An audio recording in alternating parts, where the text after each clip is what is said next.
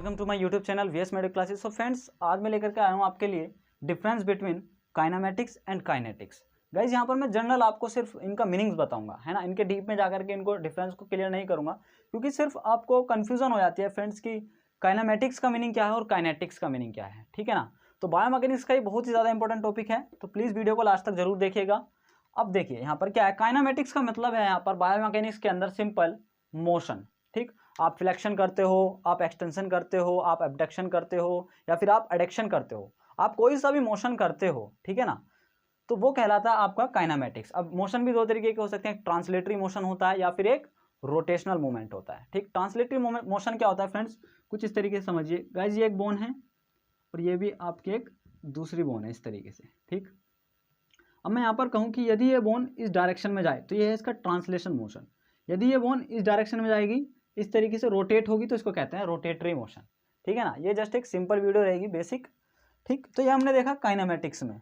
अब काइनेटिक्स के अंदर क्या आता है फ्रेंड्स, काइनेटिक्स के अंदर आता है आपका फोर्स। अब फोर्स भी दो तरीके के हो सकते हैं, इसके अंदर हम फोर्स को कंसीडर करके चलते हैं कि हम फोर्स का डिस्कशन करेंगे इसमें, ठीक है ना। तो इसके अंदर क्या आता है, फोर्स। और जो फोर्स है वो भी दो तरीके के हो सकते हैं, एक होता है इंटरनल फोर्स फ्रेंड्स, एक होता है आपका इंटरनल फोर्स और एक होता है एक्सटर्नल फोर्स,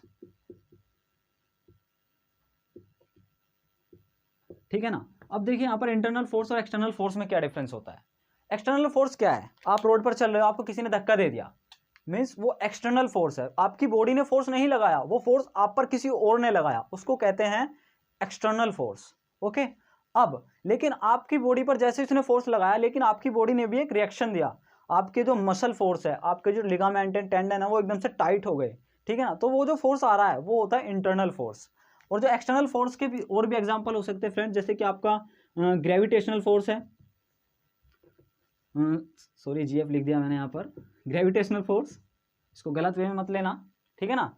एक होता है आपका ग्रेविटेशनल फोर्स होता है और एक होता है आपका ground reaction force, ground reaction force, ठीक है ना। एक होता है ग्राउंड रिएक्शन फोर्स। तो ये सब क्या है, एक्सटर्नल फोर्स हैं, जो कि आपकी बॉडी प्रोड्यूस नहीं कर रही, कुछ एक्सटर्नल फैक्टर हैं वो प्रोड्यूस कर लें, तो उनको कहते हैं हम एक्सटर्नल फोर्स। अब देखते हैं इंटरनल फोर्स। इंटरनल फोर्स क्या होता है कि जो आपकी बॉडी प्रेजेंट करती है, तो बॉडी के अंदर ऐसे कौन कौन से कंपोनेंट है जो फोर्स प्रोड्यूस करते हैं, आपको इजीली अंदाजा भी होगा कि जो आपका बेसिकली जो मसल है, मसल कॉन्ट्रैक्ट होती है, किसी बोन के ऊपर उसका इंसर्शन है, जब वो कॉन्ट्रैक्ट होगी तभी तो वो बोन ऊपर की तरफ उठेगी, है ना। जब तक एक मसल कॉन्ट्रैक्ट नहीं होगी तो वो बोन ऊपर की तरफ कैसे उठेगी।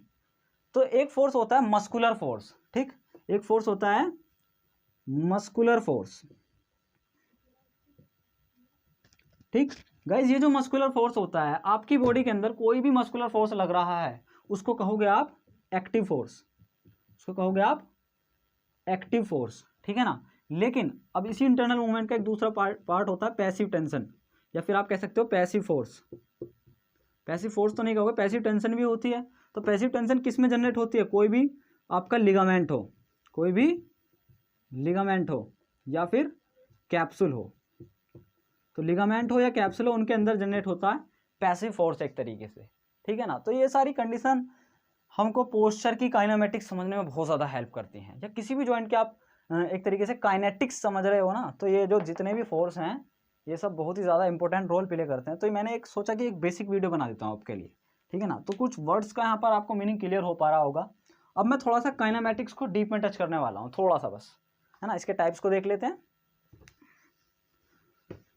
सो फ्रेंड्स, जो काइनेमेटिक्स होता है, काइनेमेटिक्स में मैंने भी आपको बताया मोशन, ठीक है ना। कोई भी मोशन हो रहा है, फ्लेक्शन एक्सटेंशन, ठीक है ना। तो काइनेमेटिक्स में भी अब मैं यहाँ पर दो पार्ट बना देता हूँ।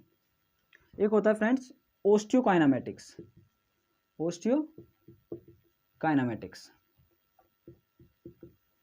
और फ्रेंड्स एक होता है हमारा ऑर्थोकाइनेमेटिक्स, ठीक है ना, ऑर्थोकाइनेमेटिक्स, ठीक।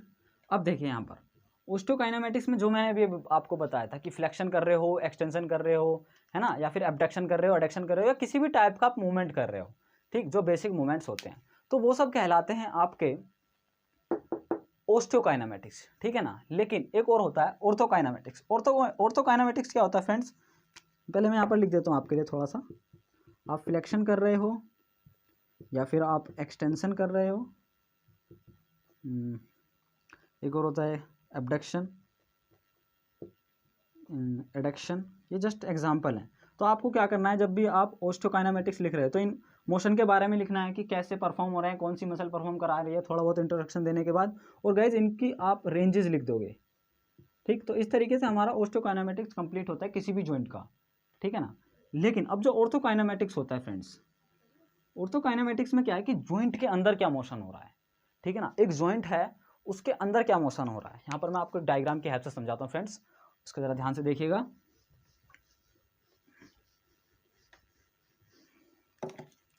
मैं बता रहा हूँ आपको ऑर्थोकाइनेमेटिक्स, ठीक है ना, ऑर्थोकाइनेमेटिक्स। ठीक, ऑर्थोकाइनेमेटिक्स में मैंने क्या बताया आपको कि कोई भी जॉइंट है उसके अंदर जो मोशन हो रहा है, ठीक है ना। तो फ्रेंड्स इस तरीके से देखिएगा, ये कोई बोन है, ठीक, और ये एक अनदर बोन है। आप इसको किसी भी बॉल एंड सॉकेट जॉइंट में फिट कर सकते हैं इस एग्जाम्पल को, ठीक है ना। और ये है आपका एक तरीके से जॉइंट एक्सिस मान लीजिए, ठीक। सो फ्रेंड्स, जब किसी जॉइंट के अंदर के मोशन को हम डिस्कस करते हैं कि जॉइंट के अंदर बोन्स के बीच में क्या मोशन हो रहा है, उसको हम कहते हैं ऑर्थोकाइनेमेटिक्स। ओके फ्रेंड्स, तो ऑर्थोकाइनेमेटिक्स क्या होता है कि जब हम किसी बोन के अंदर के मोशन को डिस्कस करते हैं, बोन के अंदर के मोशन के बारे में डिफाइन करते हैं, उसको डिस्क्राइब करते हैं, तो उसको कहते हैं हम ऑर्थोकाइनेमेटिक्स। अब बोन के अंदर कौन कौन से मोशन होते हैं, थोड़ा सा इनको देख लेते हैं गाइस। कुछ इस तरीके से होते हैं, स्लाइडिंग है ना, ग्लाइडिंग भी कुछ इस तरीके से, स्लाइडिंग ग्लाइडिंग। एक होता है आपका स्पिनिंग, ठीक, एक होता है रोलिंग। तो कुछ इस तरीके से कुछ मोशन होते हैं, और भी मोशन हो सकते हैं, है ना।